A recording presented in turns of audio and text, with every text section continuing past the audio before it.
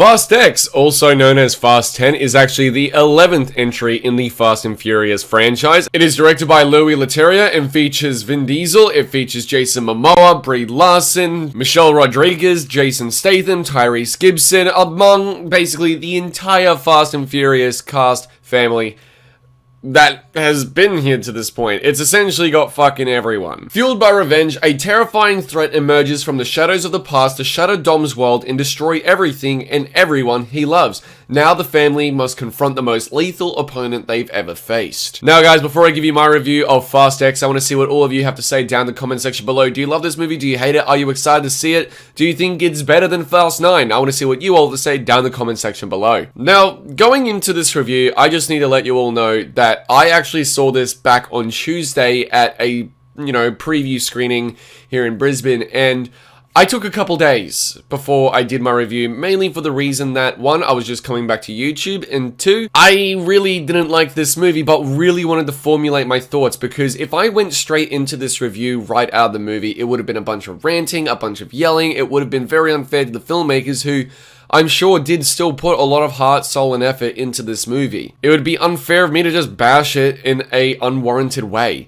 I would rather be critical. I would rather be constructive in this review as opposed to just outright bashing it for no reason. I also can't say I went into this movie overly excited. My expectations were very low for the reason that I was not a fan of Fast 8, I was not a fan of F9, and while I really enjoyed Hobbs and Shaw because it was a very self-aware movie, I wouldn't say it's a good movie either. I wouldn't say any of the movies in the Fast franchise are genuinely amazing movies. But there are the pieces of entertainment within this franchise that I myself do enjoy. I, for one, really enjoy the original movie that came out in 2001 or whatever the hell it was. I also really enjoy Fast and Furious 5, 6, and 7. But these are the movies that really understand what they are. Hobbs and Shaw did that really well as well back in 2019. The ones in the franchise I feel that work the best are the ones that understand how ridiculous, how over the top they are, how batshit insane they are, but tonally speaking and from a narrative standpoint, they can still hold their own, but they're self-aware of their nature. And for that, they're able to play into the tone, into the fun, and just be an enjoyable blockbuster experience. I feel that the best movies in this franchise play towards that. When it comes to Fast X, however, it feels like it goes a little bit too far, but pulling back on the aspects of F9 that really didn't work and went too far, but simultaneously still doesn't understand the tone it wants to go for. Is it a movie with batshit over the top, really extravagant stunts that really defy all laws of nature and physics in general? Or is it a franchise that wants to be serious and have a genuine commentary on family and companionship? It doesn't understand what it is, and I feel like you can add elements of that companionship and family element into this franchise that can be effective, but to do that, they have to acknowledge the tone that they're going for and dealing with first if they want to do these big, over-the-top, bloated action sequences. In the original movie, it wasn't so much of a problem, mainly for the reason that it was just street racing and stealing DVD players. I'm fine with that. There was a street race sequence in this movie that I thought was absolutely exhilarating, but at the same time, it felt like it served little to no purpose aside from introducing another new character, and you sort of question why this character hasn't been mentioned in previous movies, with all things considered and who this character is related to. There are a lot of scenes in this movie that are like that.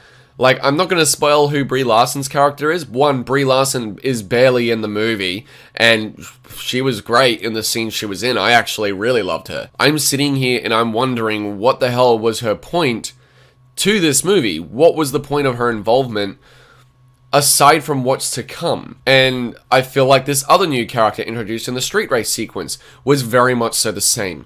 I feel like this movie also has a very incoherent and very discombobulated narrative that doesn't feel like it knows how to tell more or less a very compelling, let alone very coherent narrative that is just one thing. There is a lot of jumping around in this movie between different characters, different groups, and you sort of wonder, how many times are we going to jump around before they all come back together and everything? And this can work. In a movie like, say, Avengers Infinity War, probably the last MCU movie I genuinely loved before Guardians of the Galaxy Volume 3. Don't get me wrong, I enjoyed, Shang-Chi, I enjoyed No Way Home, but Infinity War was the last MCU movie I genuinely loved before Guardians of the Galaxy came out recently.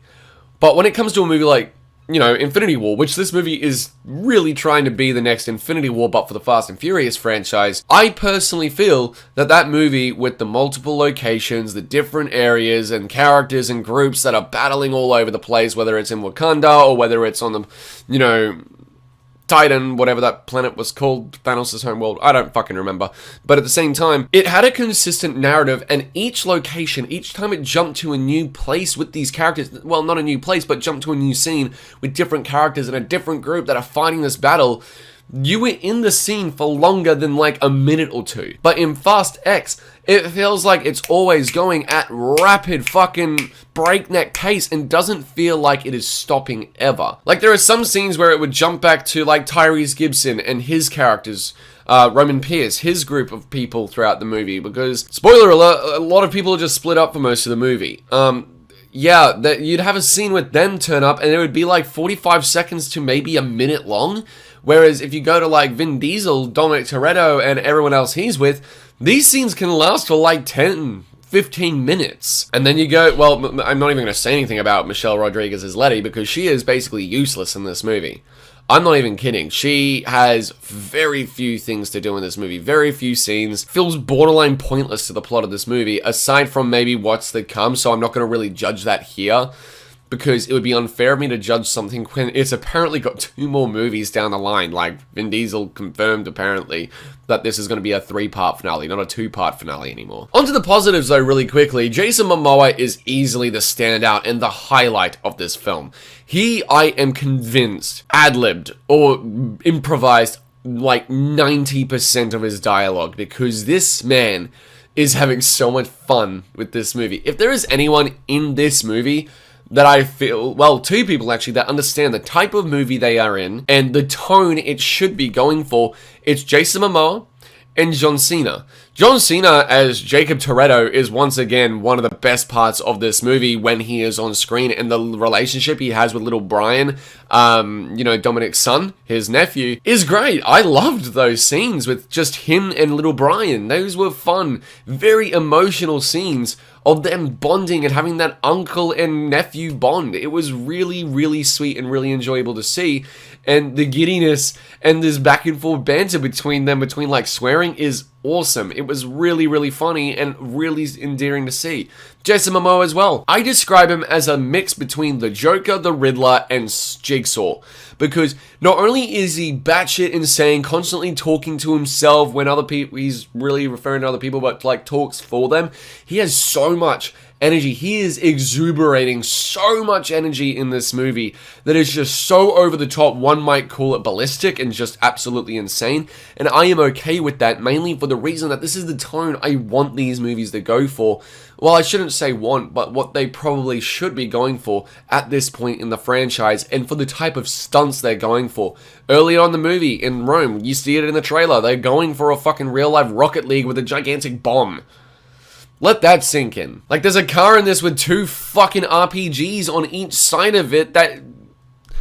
Like, there is a lot of stuff in this movie where I sit there and scratch my head going, what the fuck? Like, in the fucking second trailer, you literally see Dominic Toretto drive off of a dam after 2 semis with gas tanks on the back, or more or less like refueler tankers. They crash into each other, creating a massive explosion, and he's just driving down, which... By the way, I will say, I'm not going to say it here in this review or spoil it, but Dominic Toretto, just like in Fast and Furious 4, to see how Letty had the car crash or whatever it was, unlocks a new superpower that I doubt he will ever use again. My mate Alex and I discussed this at length after the movie, after we attended the screening, and we thought it was the funniest thing ever, and not in the way that the filmmakers intended, I feel. It's not so much a superpower, it's just more or less an oversight in regards to like slow motion and everything, but yeah, it's really silly. And like all these things I wouldn't necessarily have a problem with if it wasn't just such an in-your-face narrative about family and everything and like companionship. I get it. You established this like 5 movies ago. Like the importance of family and the bond you all have together and how you're all there for each other. That's fine.